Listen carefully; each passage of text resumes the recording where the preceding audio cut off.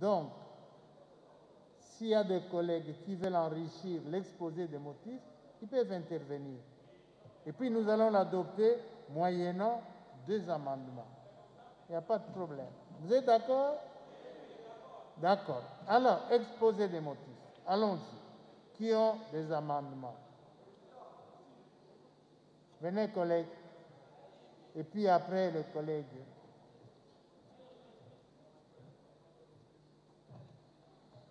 Merci beaucoup, honorable président, pour la parole. 2 observations, honorable président, avant de commencer. La première, c'est que, par élégance et par respect, quand vous posez la question à la ministre, il est indiqué qu'elle se lève, qu'elle vienne pour répondre, même si elle n'a rien à dire. Le faire assis comme ça, ce n'est pas bien. Ça, c'est la première observation. La seconde, honorable président, vous l'aurez remarqué, il y a eu une panoplie d'interventions qui conduisent à croire que ce que le gouvernement renseigne en termes de motifs pour proroger ne rencontre pas la vraie réalité sur le terrain. En quoi consiste l'observation? Le gouvernement doit savoir, pour obtenir prorogation, il n'est pas obligé de nous dire que tout va bien. Même s'il y a des faiblesses, des difficultés, la plénière est en droit de proroger l'état de siège si les difficultés nécessitent le temps pour qu'il y ait correction de la situation. Monsieur l'honorable président, en réalité, c'est un texte à refaire. Nous sommes une assemblée responsable. Et je crois que la qualité de notre Chambre se transmet ou se lie à travers les textes que nous produisons. C'est bien, nous pouvons passer du temps ici à nous détendre, à rire un peu, mais les générations futures nous liront. C'est pourquoi je nous invite à beaucoup plus de rigueur dans la rédaction de nos textes. J'ai 2 observations principales. Un texte qui n'a que deux phrases. La première, l'observation suivant le nombre de prorogations, je crois que tout le monde l'a compris, nous allons intégrer. Il y a eu 3 prorogations déjà, ça c'est la 4e. Quand le texte nous proposait dit ceci, prorogations précédentes permettent de croire à. Je pense que nous parlons de l'État, nous parlons de nos forces armées. On n'est pas à l'église pour croire. Il faut donner les faits. Et les faits, il faut dire ceci. Prorogation précédente, je propose, conforte la position de nos forces armées pour une amélioration progressive de la situation. Dire que porte à croire, c'est comme s'il y avait une incertitude. Nous allons dans le néant. C'est l'aléatoire. Un État doit être concret. Il y a eu une progression, et cette progression nous conforte et nous donne le droit de demander de la plénière une prorogation. Donc ça, c'est ma première observation. La deuxième, dans cette périphrase, la deuxième phrase. Collègues, honorable président. Nous avons fait le débat général. Maintenant, il s'agit de proposer des amendements. Quand je donne une proposition, je dois expliquer, honorable président. Exposez-les, présentez clairement votre Je l'ai dit, j'ai dit ceci. La 3e ligne, prorogation précédente conforte la position de nos forces armées pour une amélioration progressive de la situation. Et la phrase continue.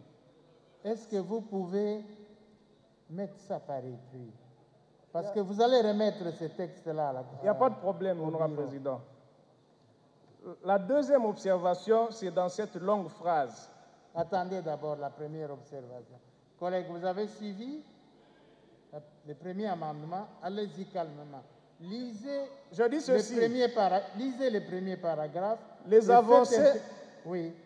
avancées positives constatées sur le terrain de 2 provinces, de l'Ituri et du Nord Kivu, depuis la déclaration de l'état de siège et à la suite des 3 prorogations précédentes, confortent la position de nos forces armées pour une amélioration progressive de la situation sécuritaire et humanitaire menacée depuis plusieurs années.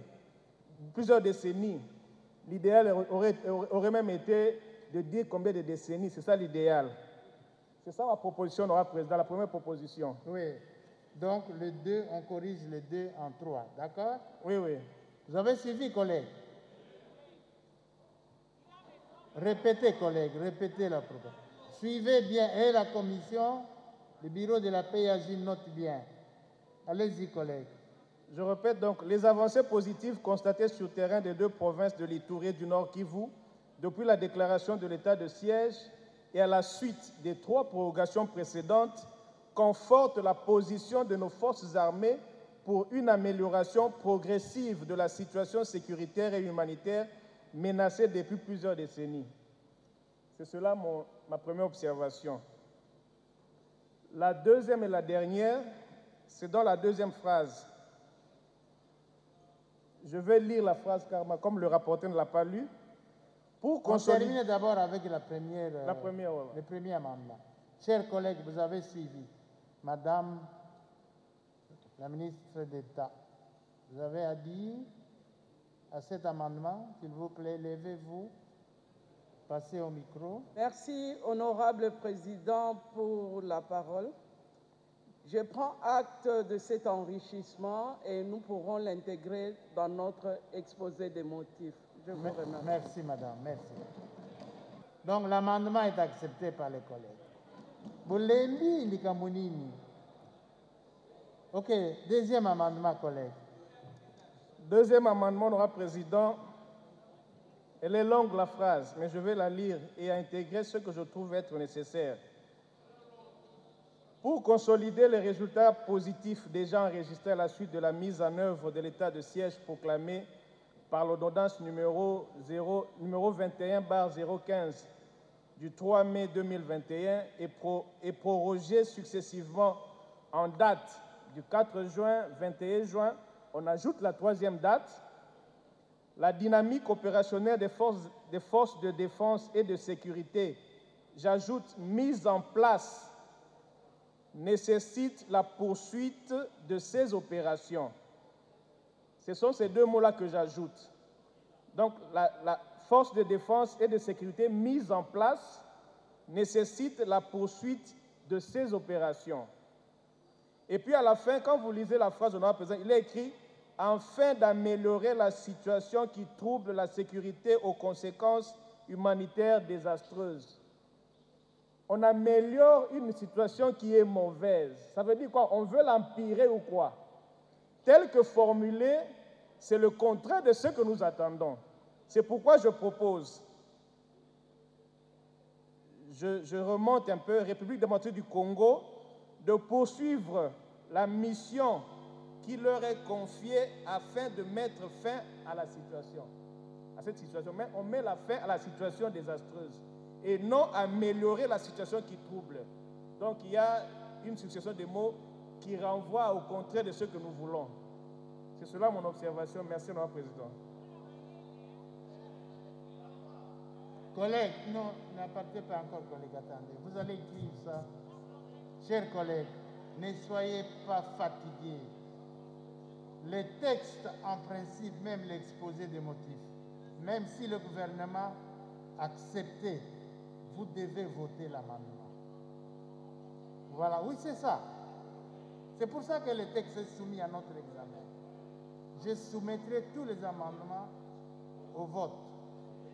Oui, vous voulez me faire violer le règlement intérieur. OK. Alors, l'amendement du collègue, moyennant des améliorations qui peuvent intervenir sur cet amendement. On aura Madame la ministre d'État.